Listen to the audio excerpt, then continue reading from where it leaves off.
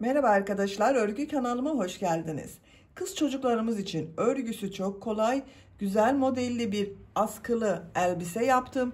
Bugün bunun anlatımını sizlerle paylaşmak istiyorum. Tığ ile örüyoruz arkadaşlar elbiseyi. Bak biz bugün bu tığ ile örüyoruz. Elbise örgüsüne yapacak olduğunuz çocuğun bel ölçüsüne göre zincir yaparak başlıyoruz. Ben bugün elbise anlatımını 1-2 yaş arası çocuk için anlatıyorum. Ama siz bu elbiseyi yeni doğan bebek için de yapabilirsiniz. 3, 4, 5, 6, 7, 8 her yaş çocuk için yapabilirsiniz. Yapmanız gereken tek şey yapacak olduğunuz bebeğin beline ölçerek, bebeğin veya çocuğun beline ölçerek zincir ile başlamak. Elbise örgüsünde iplik olarak pembe renk iplik, Alize Şeker'in bebe ipliğini kullandım. 100 gram iplik üzerinde 320 metre var. Renk numarası 185. Gri renk iplik olarak yine Alize Şeker'in bebe ipliğini kullandım. 100 gram iplikte 320 metre var. Pembe renk iplikten bir yumak iplik kullandım arkadaşlar. Gri renk iplikten 50 gram iplik yeterli. Yarısını kullanıyorum.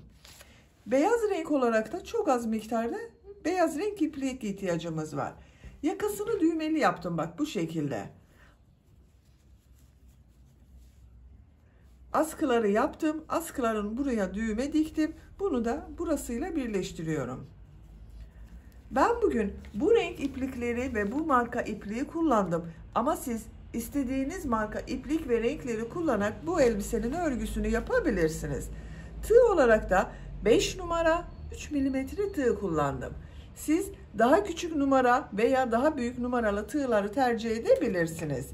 Eliniz sıkıysa benimle aynı sayıda başlarsanız yaptığınız ölçü benim yaptığım ölçüden küçük olacaktır arkadaşlar. Onun için santimetre olarak başlarsanız benimle aynı ölçüde olur. Hazırsanız ipliği tığ hazırlayalım. Hep birlikte bu güzel elbisenin örgüsüne başlayalım. Örgü kanalıma abone değilseniz abone olmayı unutmayın lütfen. Örgü kanalıma abone olmak ücretsiz.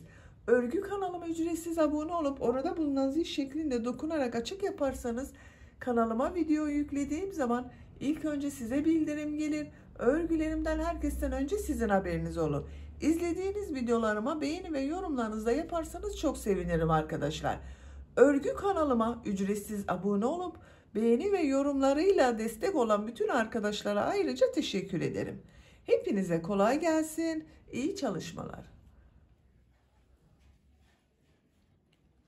Örgüye bel lastiği için zincir yaparak başlıyorum. Zincir yapabilmek için ilk ilmeği ben bu şekilde yapıyorum. Size nasıl kolay geliyorsa ilk ilmeği öyle yapabilirsiniz. Zincirleri yapmaya başlıyorum. Çok sıkı zincirler yapmıyorum. Bakın, çok sıkı yapmıyorum arkadaşlar. 103 zincir yapalım. 103 zinciri yaptım. Bakın çok sıkı zincirler yapmadım arkadaşlar. 103 zincirin kaç santimetre olduğunu ölçüyorum.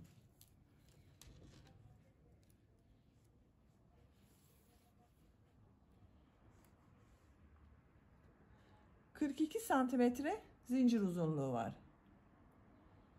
İnç olarak ölçüyorum. 17 inç. Bu zincir uzunluğu arkadaşlar elinizin sıklığına ve yapacak olduğunuz bebeğinizin veya kız çocuğunuzun bel ölçüsüne göre istediğiniz kadar yapabilirsiniz. Ben bugün standart ölçüde anlatıyorum size. Bakın şu şekilde esnek zaten. Yapacak olduğunuz çocuğun beline ölçerek yaparsanız iyi olur. Ben bugün 1-2 yaş arası bir bebek için anlatıyorum bu ölçüyü. Ama yapacak olduğunuz bebek kilolu bir bebekse daha fazla sayıda yapmanız gerekecektir. Zayıf bir bebekse daha az sayıda zincir yapmanız gerekecektir. Bak 103 zinciri yaptım. Tığ üzerine iplik alıyorum. Bu sırada bu zincirler üzerine trabzan yapacağız. 3 ilmek atlıyorum. 1, 2, 3. 4. ilmek içine trabzan yapıyorum. Bak trabzanı 2 defa da çıkarıyorum. Tığ üzerine iplik alıyorum. Zincir üzerine trabzan yapıyorum. 1, 2 defa da çıkarıyorum. Her zincir üzerine bir trabzan yapıyorum.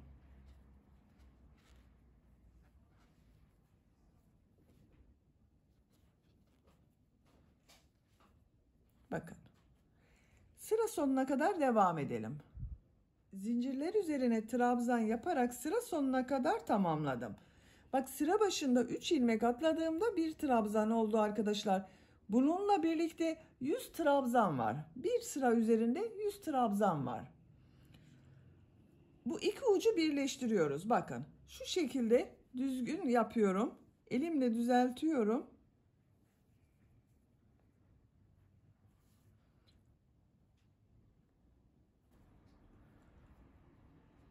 Bak, burada şu ilmek ile ilmek kaydırma yaparak sırayı birleştiriyorum. İki uç noktayı birleştirdim. 2 zincir yapıyorum. Tığ üzerine iplik alıyorum. Bu sırada bu trabzanları bir düz taraftan bir de ters taraftan boşluktan alarak trabzan yapacağız. Bak, bu ilk trabzanı düz taraftan boşluktan alıyorum. Trabzan yapıyorum. Tığ üzerine iplik alıyorum. İkinci trabzanı ters taraftan boşluktan alıyorum. Trabzan yapıyorum.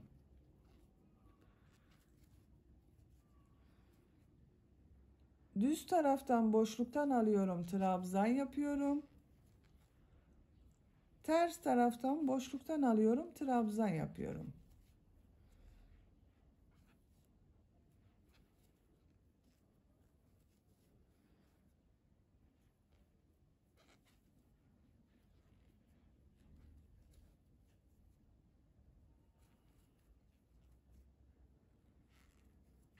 Bakın. Bir düz bir ters boşluklardan alarak trabzan yapıyoruz. Bu bak, uç noktayı da birleştirelim. Şu ilmeğe tığ takıyorum. İpliğin ucunu çekiyorum.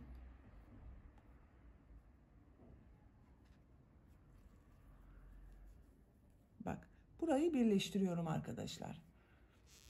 İlmek içinden çektim. Bak, hiç boşluk görünmüyor. Trabzanları bir düz bir ters boşluktan alıp trabzan yaparak sıra sonuna kadar devam edelim. Sıra sonuna kadar tamamladım. Son trabzanda düz taraftan boşluktan aldım, trabzan yaptım. Bak, bu sıra başında zincir yaparak yaptığım trabzan ile ilmek kaydırma yaparak birleştiriyorum. İlmeğe tığ takıyorum. İplik aldım, içinden çektim. Bak, ilmek kaydırma yaparak birleştirdim. Bu şekilde oldu arkadaşlar görüntü. Bak, esnek oldu arkadaşlar. Bir düz bir ters boşluktan aldığımız için esnek bir görüntüsü oldu. Üçüncü sıradayız. Bu sırada bu yaptığımız trabzanları nasıl görüyorsak o şekilde boşluktan alarak trabzan yapıyorum. 2 zincir yapıyorum. Tığ üzerine iplik alıyorum. İlk trabzanı düz tarafta görüyorum. Düz taraftan boşluktan alıyorum, trabzan yapıyorum. Bak, ters tarafta görüyorum. Ters taraftan boşluktan alıyorum, trabzan yapıyorum. Nasıl görüyorsan o şekilde boşluktan alarak trabzan yapıyorum. Bak, düz tarafta görünüyor. Düz taraftan boşluktan alıyorum, trabzan yapıyorum. Ters tarafta görünüyor. Ters taraftan boşluktan alıyorum, trabzan yapıyorum.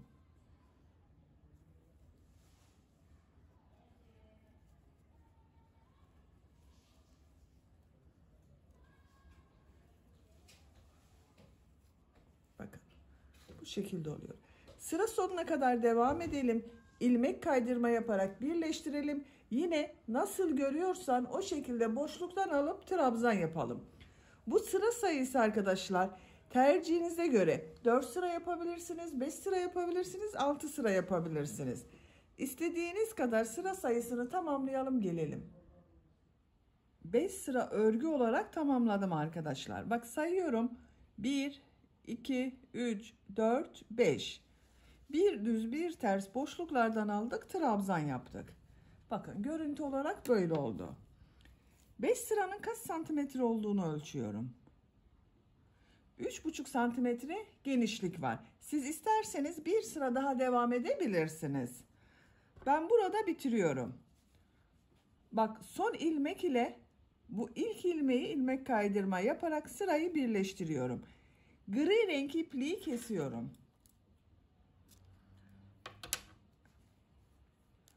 Bak, tamamladım arkadaşlar. Şimdi pembe renk iplik ile örgüye devam ediyorum. Ben bu şekilde bir pembe iplik kullanıyorum. Siz tercihinize göre istediğiniz renk iplikler ile yapabilirsiniz.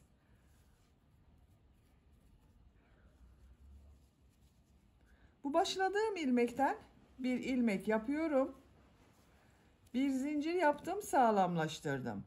Aynı ilmek içine sık iğne yapıyorum. Bir sıra sık iğne yapıyorum. Her ilmek üzerine bir sık iğne yapıyorum bak.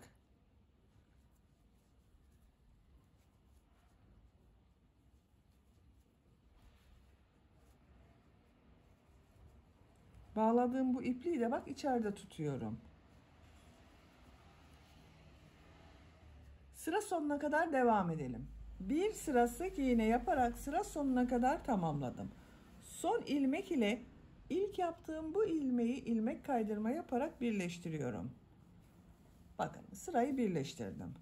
Görüntü olarak böyle arkadaşlar. Şimdi model sırasını başlamak için V şekilleri yapıyorum. 4 zincir yapıyorum.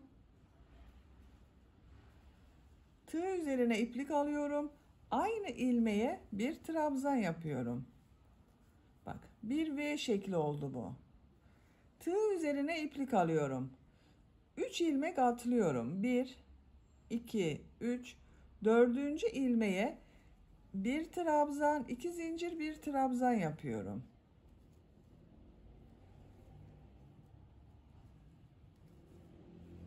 Tığ üzerine iplik alıyorum. 3 ilmek atlıyorum. 4. ilmeğe bir trabzan, 2 zincir, bir trabzan yapıyorum.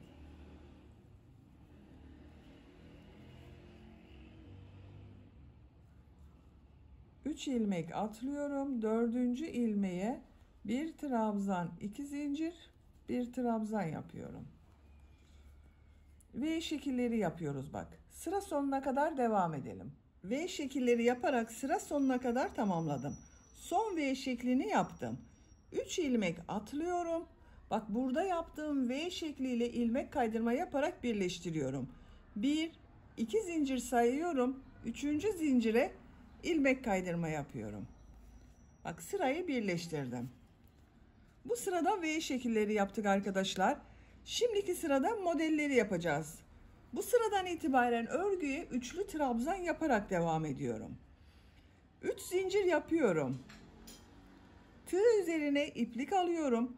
Bak, buraya 2 üçlü trabzan, 2 zincir, 3 üçlü trabzan yapıyorum.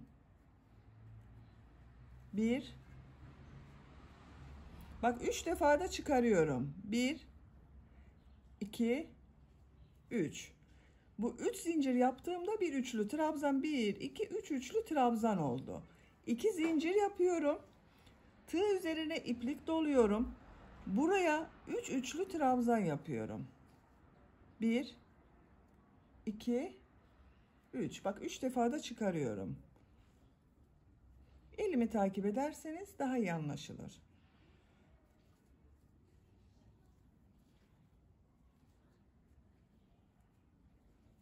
Bak, 3 üçlü trabzan, 2 zincir, 3 üçlü trabzan oldu. Tığ üzerine iplik alıyorum. Bu 2 zincirin üzerine de 3 üçlü trabzan, 2 zincir, 3 üçlü trabzan yapıyorum.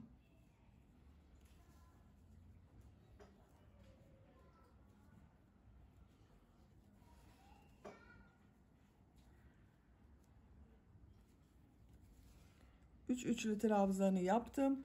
2 zincir, tığ üzerine iplik alıyorum. Buraya 3 üçlü trabzan daha yapıyorum.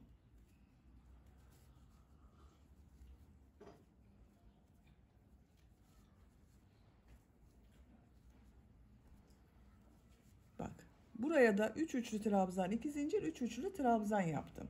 Tığ üzerine iplik alıyorum. V şeklinin içine 3 üçlü trabzan, 2 zincir, 3 üçlü trabzan yapıyorum.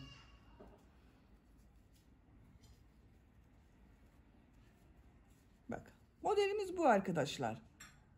Sıra sonuna kadar devam edelim. Sıra sonuna kadar tamamladım. Bak, son V şeklinin içine de 3 üçlü trabzan, 2 zincir, 3 üçlü trabzan yaptım. Son model ile ilk modeli ilmek kaydırma yaparak birleştiriyorum. Burada 3 zincir yaptım. 1, 2 zincir sayıyorum. Bu 3. zincir üzerine ilmek kaydırma yapıyorum. Bak tığ taktım, çektim. Tığ üzerinde bulunan ilmekten de çektim. Bakın arkadaşlar, bu sırada da modeller bu şekilde göründü. Dalga dalga oldu, güzel oldu. Bir sonraki sırayı örgüyü çevirerek örüyorum. Örgüyü çevirerek ördüğümüz zaman burada bir kayma olur arkadaşlar. Düz yaparsak model kayma yapar. Örgünün görüntüsü de düzgün görünmez. Onun için ben örgüyü çeviriyorum. Bak şu şekilde örgüyü çeviriyorum. İlk ilmek üzerinden ilmek kaydırma yapıyorum. İkinci ilmeğe ilmek kaydırma yapıyorum. Bak burada bir ilmeği atlamış oldum. 3 zincir yapıyorum. Tığ üzerine iplik alıyorum. İkinci ilmek üzerine üçlü trabzan yapıyorum. Bak 1, 2 oldu. Bu zincir boşluğuna bir üçlü trabzan, 2 zincir, bir üçlü trabzan yapıyorum. Bak bununla 3 oldu arkadaşlar. 1, 2, 3, 2 zincir, boşluğa bir üçlü trabzan yapıyorum. Bu 2 ilmek üzerine üçlü trabzan yapıyorum.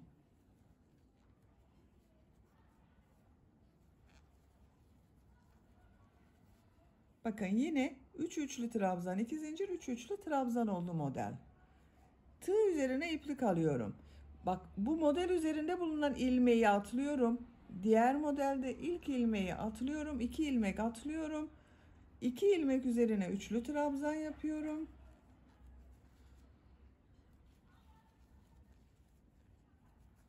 Zincir üzerine bir üçlü trabzan, 2 zincir, bir üçlü trabzan yapıyorum.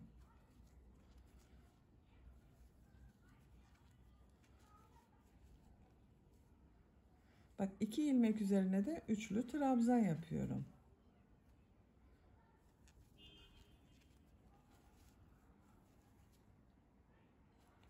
Tığ üzerine iplik alıyorum. 2 ilmek atlıyorum. 2 üçlü trabzan yapıyorum.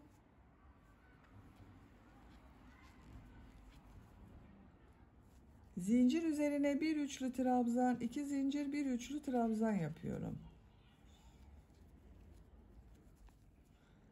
2 ilmek üzerine üçlü trabzan yapıyorum. Bakın yine 3 üçlü trabzan, 2 zincir, 3 üçlü trabzan oluyor. Sıra sonuna kadar devam edelim. Sıra sonuna kadar tamamladım. Son model ile ilk yaptığım modeli ilmek kaydırma yaparak sırayı birleştiriyorum. Bakın arkadaşlar. Bu sırada da 3 trabzan, 2 zincir, 3 trabzan yaptık. Bir sonraki sıraya geçmek için örgüyü çeviriyorum. İlk ilmek üzerine ilmek kaydırma yapıyorum. İkinci ilmek üzerine ilmek kaydırma yapıyorum. Bu sırada 4 üçlü trabzan, 2 zincir, 4 üçlü trabzan yapacağız modelleri. 3 zincir yapıyorum. Bak bu ikinci ilmek üzerine üçlü trabzan yapıyorum. Bak 2 tane oldu arkadaşlar. Bu zincir boşluğuna 2 üçlü trabzan, 2 zincir, 2 üçlü trabzan yapıyorum. Arttırma yapıyorum bak.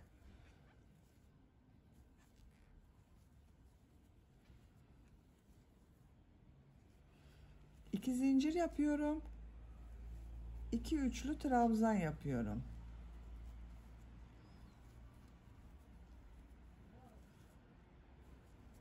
Bu 2 ilmek üzerine üçlü trabzan yapıyorum.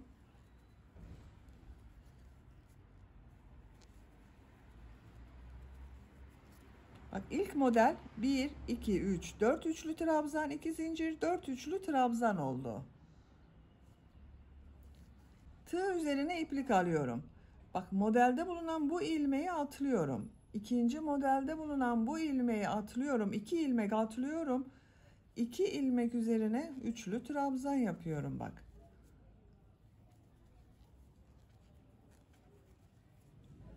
Tığ üzerine iplik alıyorum. 2 üçlü trabzan, 2 zincir, 2 üçlü trabzan yapıyorum.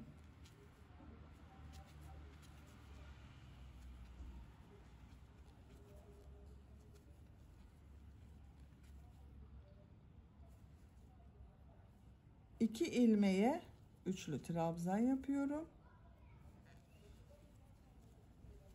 Bak yine 4 üçlü trabzan, 2 zincir, 4 üçlü trabzan yaptım. Tığ üzerine iplik alıyorum, 2 ilmek atlıyorum. 4 üçlü trabzan, 2 zincir, 4 üçlü trabzan yapıyorum. Bak bunları yaptım. Zincir üzerine de 2 üçlü trabzan yapıyorum. Bu şekilde arkadaşlar. Yine bir ilmek kaydırdık bak modellerin başında ve sonunda. 4 üçlü trabzan, 2 zincir, 4 üçlü trabzan oldu. Sıra sonuna kadar devam edelim. Sıra sonuna kadar tamamladım. Son model ile ilk modeli ilmek kaydırma yaparak birleştiriyorum. Bakın arkadaşlar bu sırada 4 trabzan, 2 zincir, 4 trabzan olarak yaptım. Örgüyü çeviriyorum. 2 ilmek üzerinden ilmek kaydırma yapıyorum. 1 2 3 zincir yapıyorum. Bu 2 ilmek üzerine üçlü trabzan yapıyorum.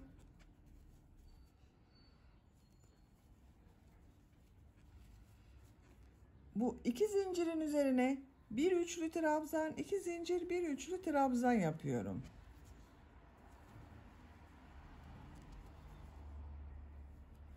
Bak. Bu 3 zincirde bir üçlü trabzan 1 2 3 4 oldu. 2 zincir yaptım. 2 zincir üzerine bir üçlü trabzan yaptım. 3 ilmek üzerine de üçlü trabzan yapıyorum. 1 2 3 Tığ üzerine iplik alıyorum. 2 ilmek atlıyorum. Bak bu modelde bu ilmeği atlıyorum. İkinci modelde bu ilmeği atlıyorum. 3 üçlü trabzan yapıyorum.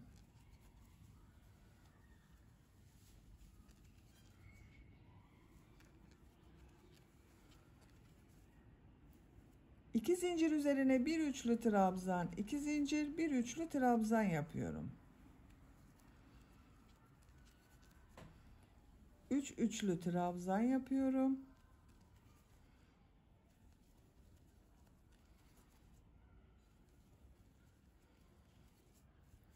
Tığ üzerine iplik alıyorum. 2 ilmek atlıyorum. 3 üçlü trabzan yapıyorum.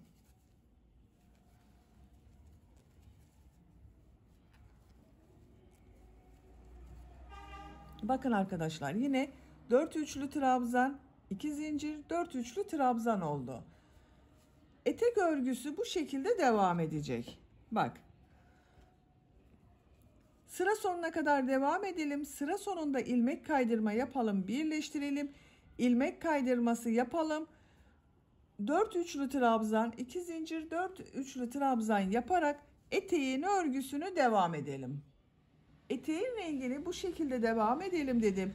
Ama bakın buradan itibaren farklı renkli iplikler ile de devam etmek istiyorum. İp değişimini size göstermek için burayı anlatıyorum arkadaşlar. Bak buraya kadar yaptım. 1, 2, 3, 4, 5, 6, 7, 8, 9, 10 sıra model yaptım. 11. sıradayım.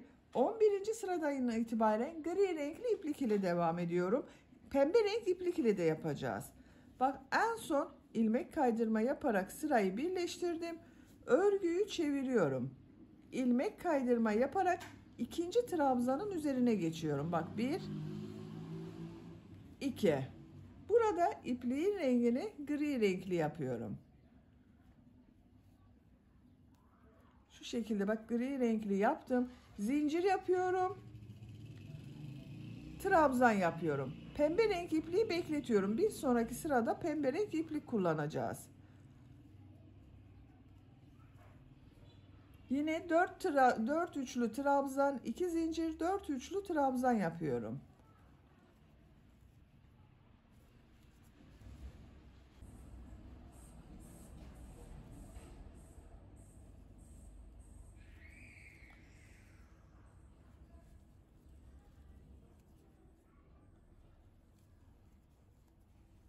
Bakın. 4 üçlü trabzan, 2 zincir, 4 üçlü trabzan oldu. Tığ üzerine iplik alıyorum. Diğer modele devam ediyorum. Bunu da aynı şekilde 4 üçlü trabzan, 2 zincir, 4 üçlü trabzan yapıyoruz. Ben buralarda gri renkli iplik kullanıyorum ama siz isterseniz eteğin rengini tek renk olarak devam edebilirsiniz. Bu şekilde renk sıralamasını tercihinize göre istediğiniz gibi yaparak eteğin örgüsünü tamamlayalım. Etek örgüsünü bu renk sıralamasıyla ben bu kadar yaptım arkadaşlar. Kaç model sırası yaptığımı sayıyorum. Bak başlangıçtan itibaren 1, 2, 3, 4, 5, 6, 7, 8, 9, 10, 11, 12, 13, 14, 15, 16, 17, 18 sıra. Renkli yerleri bir sıra gri, bir sıra beyaz, 3 sıra gri renk, bir sıra beyaz, bir sıra gri, tekrar bir sırada pembe renk yaptım. Son sırada bir sıra arttırma sırası yapacağız arkadaşlar. Bu 4 trabzan, 2 zincir, 4 trabzan yaptığım yeri 5 trabzan, 2 zincir, 5 trabzan olarak yapacağız. Bakın. Siz isterseniz birkaç sıra daha devam ettikten sonra da arttırma yapabilirsiniz. En son ilmek kaydırma yaparak sırayı birleştirdim. Örgüyü çeviriyorum. İlmek kaydırma yaparak bak bu ikinci ilmek üzerine geçiyorum. Zinciri yapıyorum. Tığ üzerine iplik alıyorum. 3 ilmek üzerine bak trabzan yapıyorum. Bu zincir yaptığımda bir trabzan. Bu iki zincir üzerine 2 üçlü trabzan, 2 zincir, 2 üçlü trabzan yapıyorum.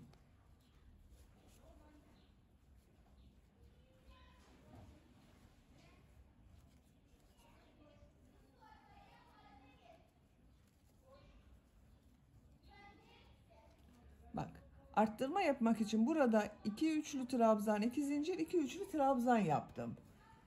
3 ilmek üzerine üçlü trabzan yapıyorum.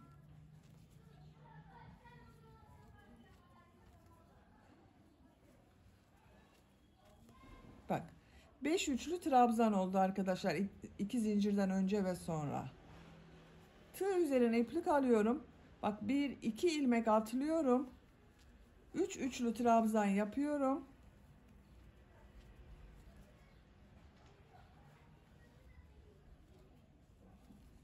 Bu zincir üzerine 2 üçlü trabzan, 2 zincir, 2 üçlü trabzan yapıyorum.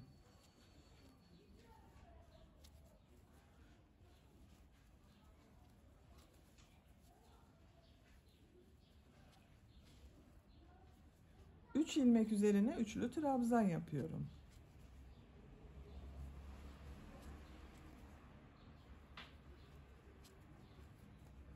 Bakın. Bu şekilde sıra sonuna kadar devam edelim. Sıra sonuna kadar tamamladım. Bu sırada bakın 5 üçlü trabzan, 2 zincir, 5 üçlü trabzan yaptım. Son bak ilmek ile ilk ilmeği de ilmek kaydırma yaparak birleştirdim. Son olarak da bir sıra sık iğne yapıyorum. Bak bir zincir yapıyorum. Aynı ilmeğe sık iğne yapıyorum. Diğer ilmeklere de birer defa sık iğne yapıyorum. Bu iki zincir üzerine 2 sık iğne yapıyorum.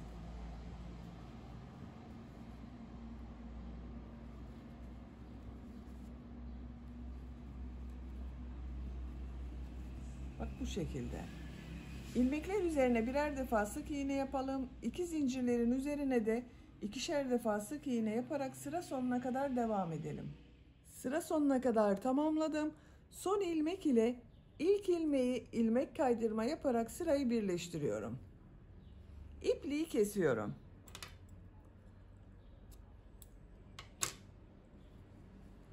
Etek örgüsünü tamamladık arkadaşlar. Bakın. Bu şekilde oldu. Çok güzel oldu gördüğünüz gibi.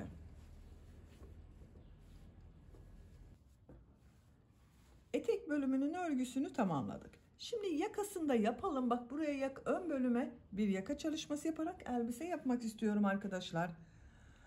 Elbisenin yakasını başlamak için orta noktayı buluyorum. Bak bu birleştirme yaptığımız yer vardı. Buradan katlıyorum. Şu şekilde ön ortasını buluyorum. Buraya bir işaret yapıyorum.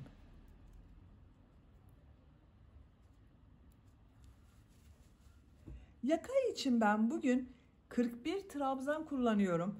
Bak, bu işaretten sonra sayıyorum. 2, 4, 6, 8, 10, 12, 14, 16, 18, 20. 20.ye işaret yapıyorum. Diğer tarafa da sayıyorum. 2, 4, 6, 8, 10, 12, 14, 16, 18, 20. Buraya da işaret yapıyorum. Bu bak, mavi ile işaret yaptığım trabzanlar üzerine yaka çalışması yapacağız. Toplam 41 trabzan var bak. Sayalım isterseniz. 2, 4, 6, 8, 10, 12, 14, 16, 18, 20, 22, 24, 26, 28, 30, 32, 34, 36, 38, 40. İşaretle birlikte 41. Gri renkli iplik kullanıyorum. Bak, bu işaret yaptığım ilmeğe iplik bağlıyorum.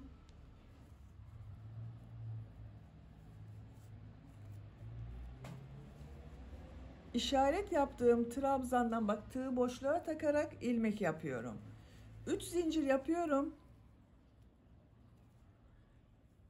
Bu ilk 7 trabzanı nasıl görüyorsam o şekilde boşluktan alarak trabzan yapıyorum.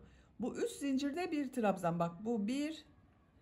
İkinciyi ters taraftan boşluktan alıyorum, trabzan yapıyorum. Üçüncü düz taraftan boşluktan alıyorum, trabzan yapıyorum. Dördüncü ters taraftan boşluktan alıyorum, trabzan. Beşinciyi düz taraftan boşluktan alıyorum, bak, trabzan. Ters taraftan boşluktan alıyorum, trabzan. Yedinciyi bak, düz taraftan boşluktan alıyorum, trabzan yapıyorum. 7 trabzanı nasıl görüyorsam o şekilde boşluktan aldım, trabzan yaptım. İlmeğin rengini burada pembe renkli yapıyorum. Bak, bu son ilmeği şu şekilde bak çıkarıyorum. 2 ilmek var. İçinden aldım, çektim. Bak, sağlamlaştırıyorum. Tığ üzerine iplik alıyorum. 3 ilmek atlıyorum. 1, 2, 3, 4. ilmek üzerine 3 trabzan, 2 zincir, 3 trabzan yapıyorum.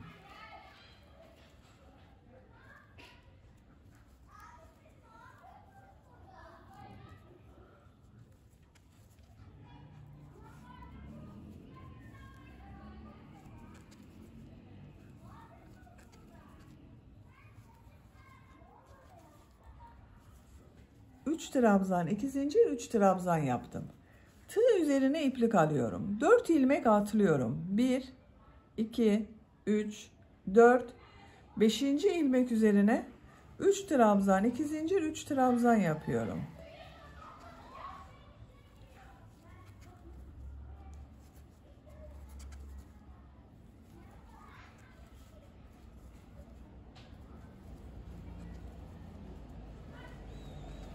Bak, 3 trabzan, 2 zincir, 3 trabzan yaptım. Tığ üzerine iplik alıyorum.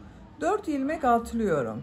1, 2, 3, 4, 5. ilmek üzerine bak, işaret yaptığım ilmeğe denk geldi. 3 trabzan, 2 zincir, 3 trabzan yapıyorum.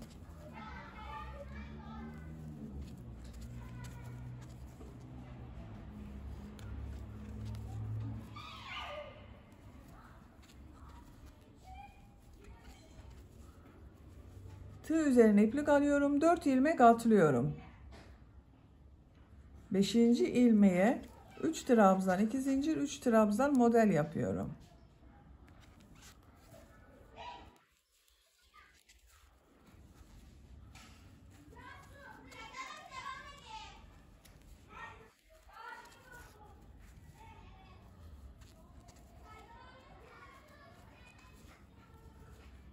Dört ilmek atlıyorum. 5. ilmek üzerine 3 trabzan, 2 zincir, 3 trabzan yapıyorum.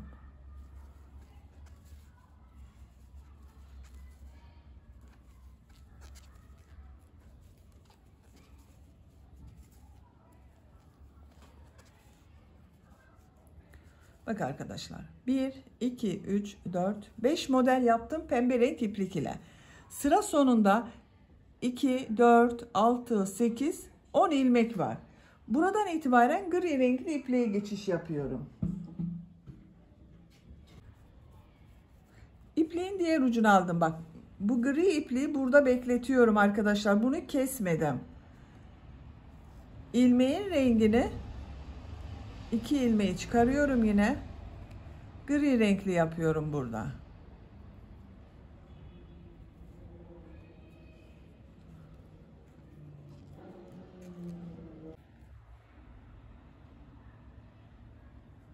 Bak, şu 2 ilmek var. Gri renkli ipliği içinden çekiyorum. Şöyle de bak, çektiğim zaman sağlamlaşıyor arkadaşlar.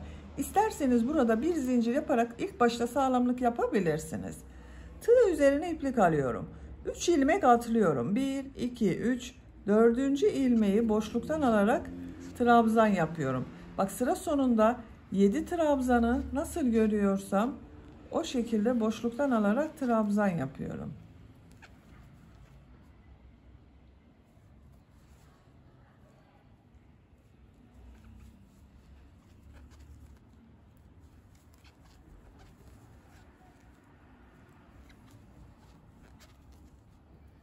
Bak, son trabzanda boşluktan aldım, trabzan yaptım. Bu sırada bak, sıra başında gri renk iplik ile 7 trabzanı boşluktan aldım, trabzan yaptım. Ortada pembe renk iplik ile model yaptım. Sıra sonunda yine 7 trabzanı boşluktan alarak trabzan yaptım. 3 zincir yapıyorum, örgüyü çeviriyorum. Gri renkli olan yerlerde gri renk devam edeceğiz. Pembe renk olan yerlerde pembe renk iplik ile devam edeceğiz. Bak, ilk 7 trabzanı nasıl görüyorsam o şekilde boşluktan alarak trabzan yapıyorum.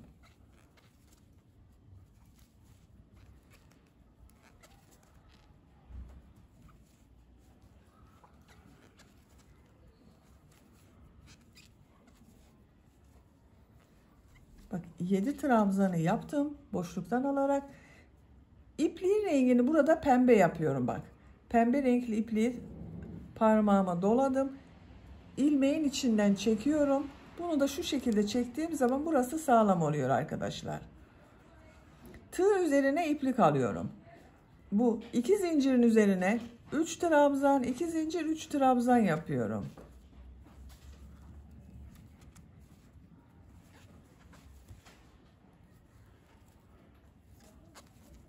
Modeli aynı şekilde devam ediyoruz.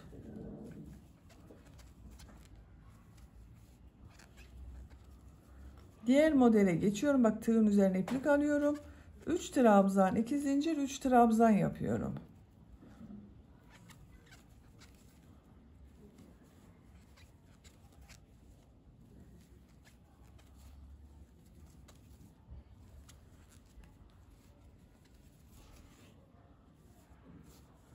Bakın, şöyle düz tarafından bakalım. Böyle arkadaşlar. Buraya kadar devam edelim. Pembe renk iplik ile modelleri yaparak bak tamamladım arkadaşlar. Gri renkli ipliğin olduğu yere geldim.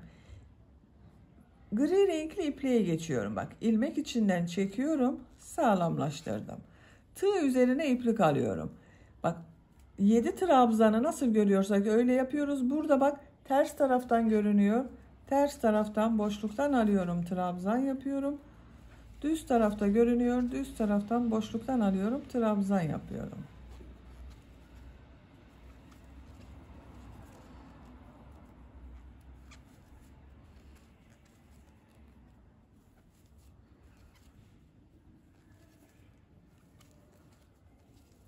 Sıra sonunda 3 zincir yapıyorum.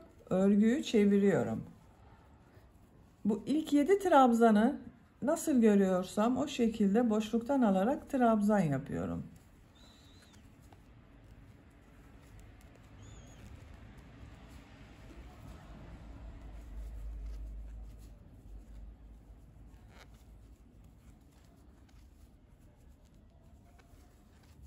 Bak, ilmeğin rengini pembe yapıyorum. Burada bekletiyordum pembe renk ipliği. İlmeğin içerisinden geçiriyorum. Pembe renkli yaptım. Gri renkli ipliği bekletiyorum. Model üzerine 3 trabzan, 2 zincir, 3 trabzan yapıyorum.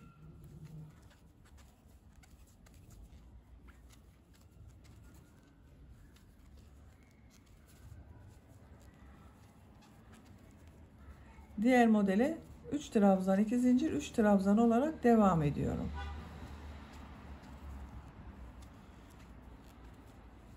Bakın arkadaşlar. Yakanın örgüsü bu şekilde devam edecek. Yaka yüksekliğini yapacak olduğunuz çocuğun büyüklüğüne göre bu şekilde model sıralarını tekrarlayarak devam edelim. Elbisenin yaka örgüsünü 10 model sırası olarak yaptım. Sayıyorum. 1, 2, 3, 4, 5, 6, 7, 8, 9, 10. Pembe renkli ipliği bak burada kestim arkadaşlar. Diğer tarafta bulunan gri renkli ipliği de kestim. Bu ipliği kesmedim. Buradan itibaren gri renkli iplik ile bir düz bir ters örgüler yapacağız. 3 zincir yapıyorum. Örgüyü çeviriyorum. İlk 7 trabzanı nasıl görüyorsam o şekilde boşluktan alarak trabzan yapıyorum. Bak uzatarak yapıyorum bunları arkadaşlar. Sıkı yapmıyorum.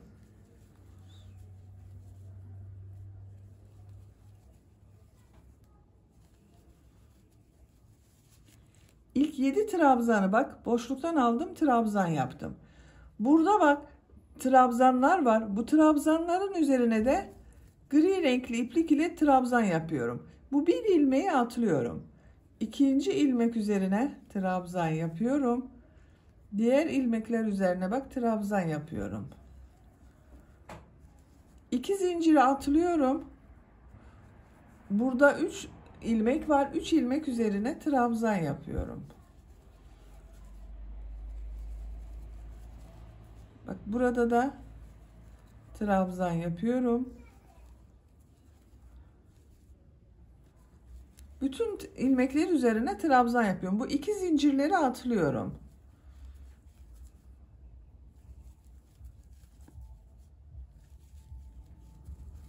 Bak görüntü olarak böyle.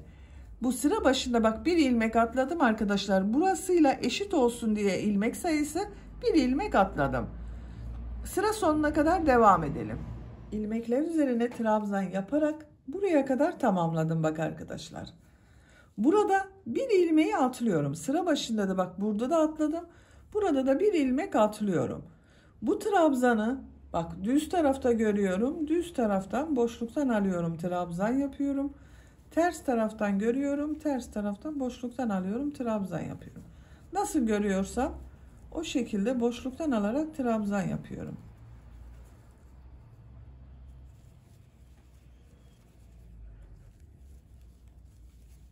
Bakın. Görüntü olarak böyle oldu. Bu sırada da bu yaptığımız düz trabzanları bir düz bir ters boşluktan alarak trabzan yapacağız. 3 zincir yapıyorum. Örgüyü çeviriyorum.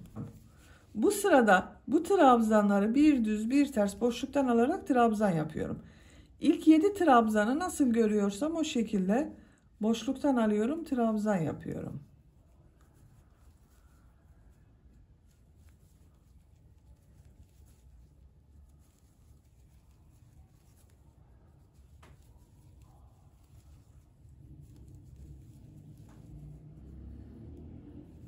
Bak ilk 7 trabzanı nasıl görüyorsam o şekilde boşluktan aldım, trabzan yaptım. Düz trabzanlardayım. Bu trabzanı bak düz taraftan boşluktan alıyorum, trabzan yapıyorum. Bak devam ediyor arkadaşlar. Bunu ters taraftan yaptım. Bu düz olanı bak düz taraftan boşluktan aldım. Bir düz bir ters boşluktan alarak trabzan yapıyoruz.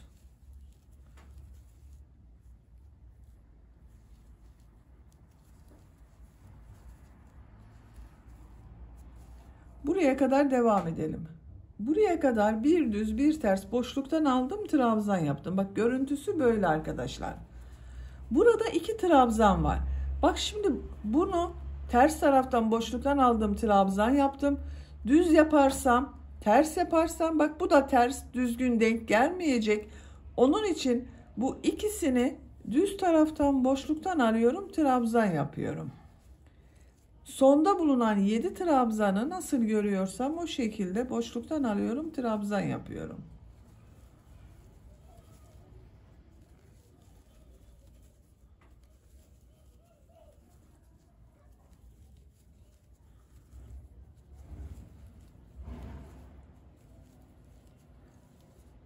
zincir yapıyorum, örgüyü çeviriyorum. Bakın, görüntü olarak bu şekilde. Bu sırada buraya ve buraya birer tane düğme iliği yapıyorum. Bak, bunu ters taraftan boşluktan alıyorum, trabzan yapıyorum.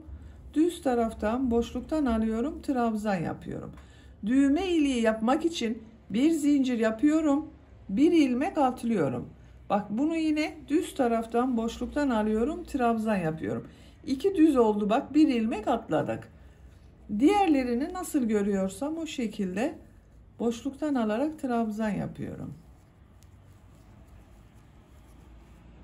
Sıra sonunda 4 ilmek kalasıya kadar devam edelim. Buraya kadar nasıl görüyorsam o şekilde boşluktan aldım, trabzan yaptım. 1, 2, 3, 4 ilmek var. Düğme iliği için bir zincir yapıyorum. Bir ilmek atlıyorum. Düz taraftan boşluktan alıyorum, trabzan yapıyorum. Ters taraftan boşluktan alıyorum, trabzan yapıyorum. Düz taraftan boşluktan alıyorum, trabzan yapıyorum. Bak, görüntüsü böyle. 3 zincir yapıyorum, örgüyü çeviriyorum. Bu sırada nasıl görüyorsam o şekilde boşluktan alarak trabzan yapıyorum.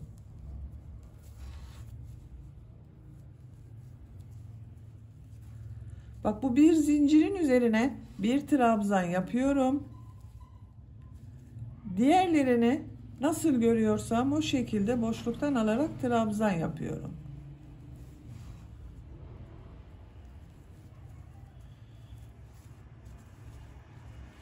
Diğer düğme iliği yaptığım yere kadar devam edelim. Düğme iliği için yaptığım bir zincire kadar, bak, nasıl görüyorsam o şekilde boşluktan aldım, trabzan yaptım. Bu bir zincir üzerine bir trabzan yapıyorum. Diğerlerini nasıl görüyorsam o şekilde boşluktan alıyorum, trabzan yapıyorum.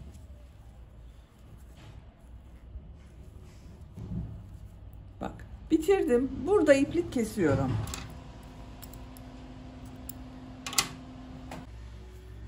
Yaka örgüsünü de tamamladım arkadaşlar. Bak, görüntüsü böyle oldu. Çok güzel oldu gördüğünüz gibi. Elbisenin askılarını da yapalım. Bak, arkadan 2 askı yaparak bu önde yaptığım düğme ilikleriyle düğme yaparak birleştirmek istiyorum. Askıları yapmak için önce işaret yapalım isterseniz. Bak, orta noktaya işaret yapıyorum. Bu birleştirme yaptığım yer. Buraya bir işaret yapıyorum. Buradan sayıyorum. Bu kabarık görünenleri sayıyorum bak. 1, 2, 3. Dördüncüye işaret takıyorum. Bak, 1, 2, 3 atladım. Dördüncüye işaret yaptım.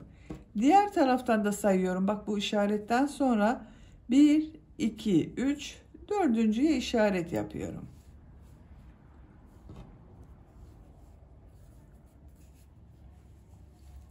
Bak, bu işaret yaptığım ilmekten iplik bağlıyorum.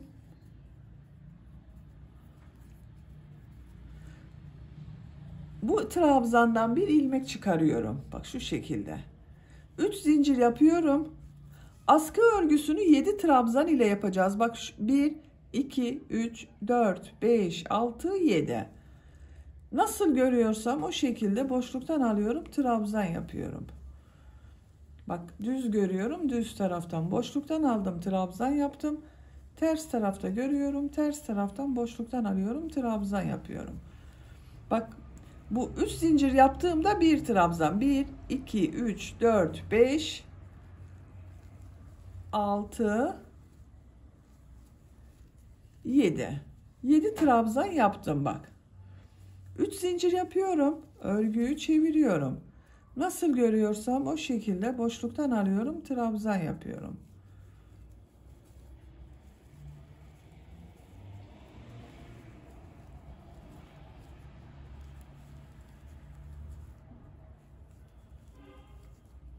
Üç zincir yapıyorum. Örgüyü çeviriyorum. Nasıl görüyorsam o şekilde boşluktan alıyorum, trabzan yapıyorum.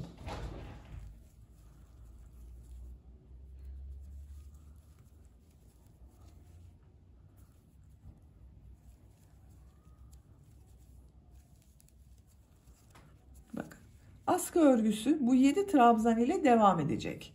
Diğer askının örgüsünde başlayalım. 2 askının örgüsünü birlikte devam ederiz. Bak, diğer askında bitişi buradan olacak. Bu işaretten sonra sayıyorum. 1, 2, 3, 4, 5, 6, 7. 7. ilmekten iplik bağlıyorum.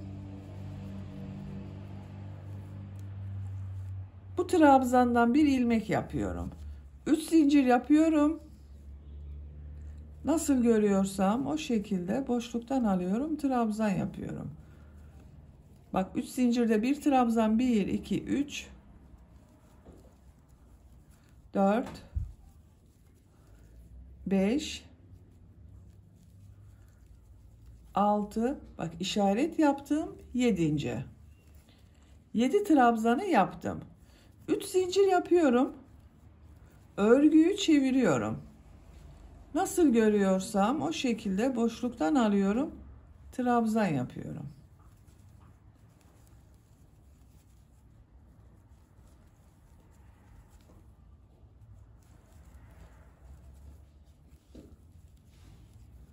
Üç zincir yapıyorum, örgüyü çeviriyorum. Yine 7 trabzanı nasıl görüyorsam o şekilde boşluktan alıyorum, trabzan yapıyorum. Bakın arkadaşlar, askıların örgüsü bu şekilde devam edecek. Bu yakada kaç trabzan olduğunu söylemeyi unuttum. Bu son sırada arkadaşlar. Bak sayalım. 1, 2, 3, 4, 6, 8, 10, 12, 14, 16, 18, 20, 22, 24, 26, 28, 30, 32, 34, 36, 38, 40, 41. 41 trabzan var. Bak, bu yaka başlangıcında 41 trabzan vardı. Bu sıra sonunda da 41 trabzan oldu. Arttırma yapmadım arkadaşlar. Buna dikkat ederseniz iyi olacaktır. Bu askıların örgüsünde her iki askının örgüsünü yapacak olduğunuz çocuğunuzun boyundan geçirin. Bu yaka ile birleştireceğiz. Oraya kadar istediğiniz kadar sıra sayısını tekrarlayarak askıların örgüsünü tamamlayalım. 2 askının örgüsünü tamamladım. Kaç santimetre ördüğüme bakıyorum. 40 santimetre yükseklik var. Kaç sıra yaptığımızda sayalım. 2, 4, 6, 8, 10, 12, 14, 16, 18, 20, 22, 24, 26, 28, 30, 32, 34, 36, 38, 40, 42, 44, 46, 48, 50, 52 sıra arkadaşlar. 52 sırayla askının örgüsünü tamamladım. Benim yapacağım ölçüye göre bu tamam. Sizin elinizin sıklığına ve yapacak olduğunuz çocuğun büyüklüğüne göre daha fazla veya daha az bu askı uzunluğu yapabilirsiniz arkadaşlar. Bak, askının buraya da birer tane düğme diktim. Diktiğim bu düğmeleri yakanın burada yaptığım düğme ilikleriyle birleştiriyorum.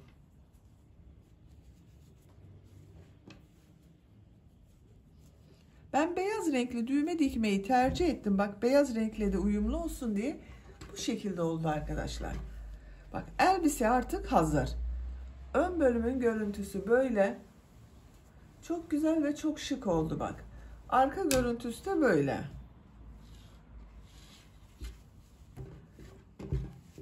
Elbisenin ölçülerini söylüyorum. Bel örgüsünün buradan gövde genişliğini ölçüyorum. 23 santimetre esnek arkadaşlar, bakın. Yakayı ölçüyorum. 17 santimetre. Yüksekliğini ölçüyorum. 11 santimetre. Etek yüksekliğini ölçüyorum. 27 santimetre. Bu ölçüde 1-2 yaş arası çocuk için güzel bir ölçü. Benim tercihime göre 1-2 yaş için bu büyüklükte yaptım arkadaşlar. Sizin çocuğunuzun büyüklüğüne göre bu daha büyük çocuğa da olabilir, daha küçük çocuğa da olabilir. Bir örgü anlatımının daha sonuna gelmiş oldum. Beni dinlediğiniz ve izlediğiniz için hepinize çok teşekkür ederim. Örgü kanalıma abone değilseniz abone olmayı unutmayın lütfen. Örgü kanalıma abone olmak ücretsiz. Örgü kanalıma abone olup orada bulunan zil şeklinde dokunarak açık yaparsanız kanalıma video yüklediğim zaman ilk önce size bildirim gelir. Örgülerimden herkesten önce sizin haberiniz olur. Sizlerle yeni örgülerde görüşmek dileğiyle. Hoşça kalın, sevgiyle kalın.